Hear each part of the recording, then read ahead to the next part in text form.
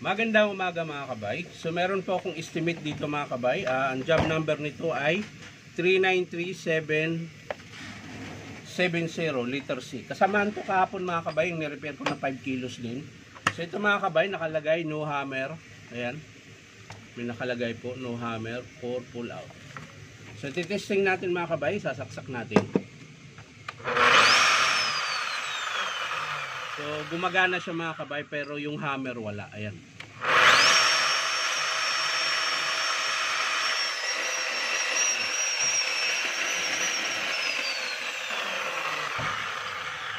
Tapos garalgal yung tunog niya mga kabay.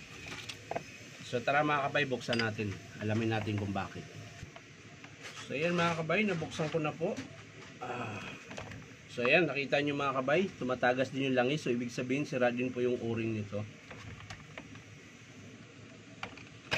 Tapos wala na rin po siyang selector hammer. Ayan. Selector, wala na po.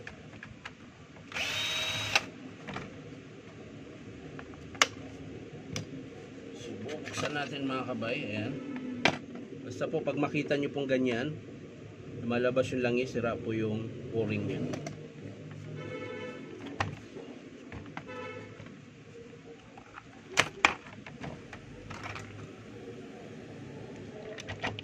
So dito sa armature mga kabay, medyo malalim na pero maganda pa yung andar niya kaya okay. Hindi pa tayo magpapalit. Bearing nito mga kabay, papalit din tayo. Malakas na po yung alog.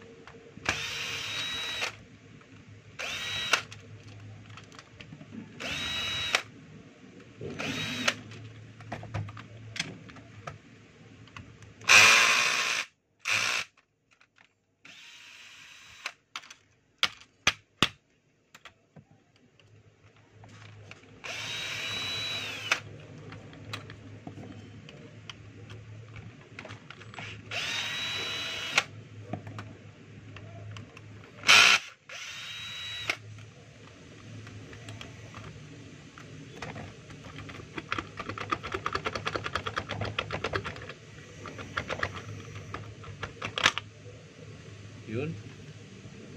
Nakalas na diretso. Ayan.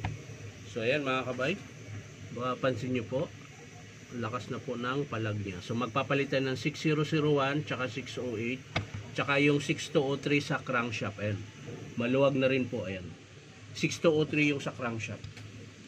Tapos yung kanyang connecting rod. Putol po yung connecting rod niya mga kabay. Ayan po yung kaputol niya. Oh. Kaya po siya walang hammer.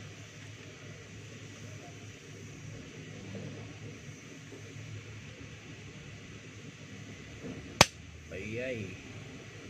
Ayay.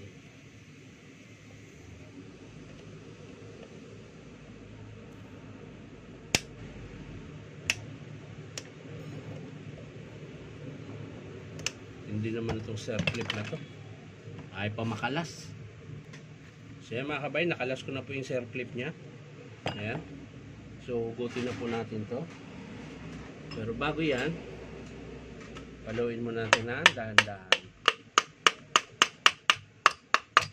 para mahugot yung kabuuan.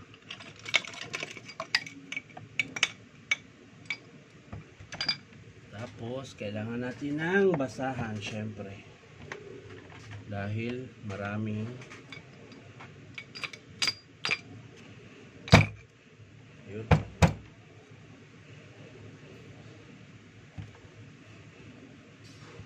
Yun. So yan mga kabay. Ang i-estimate po natin dito mga kabay ay yung kanyang connecting rod. Ayan. Putol na naman. Tapos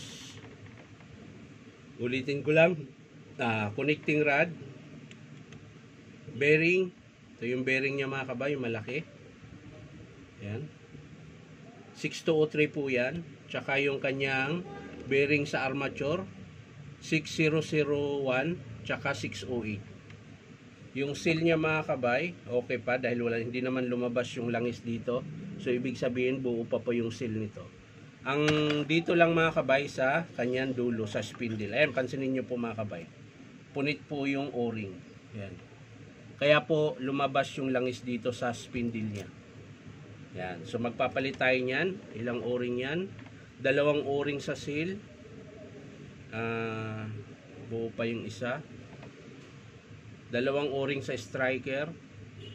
Tsaka yung kanyang selector. Ayan, wala pong laman yung selector niya. Yung pinakapihitan. Pero yung pihitan yan mga kabay, hindi yan para doon sa hammer Para yun doon sa bala nyo, kung gagamit kayo ng flat chisel, mapupwesto nyo po kung saan nyo gusto. Ayan. Kasi po, eto, puro tibag lang talaga to. So wala na siyang selector ng hammer pala. Ayan. Yung selector pala dito na nawala ay para lang sa bala niya para maikot nyo ng ganun. Ayan. So yan lang mga kabay, hindi ko na po ipapakita kung paano buuin dahil lilinisin ko pa po ito.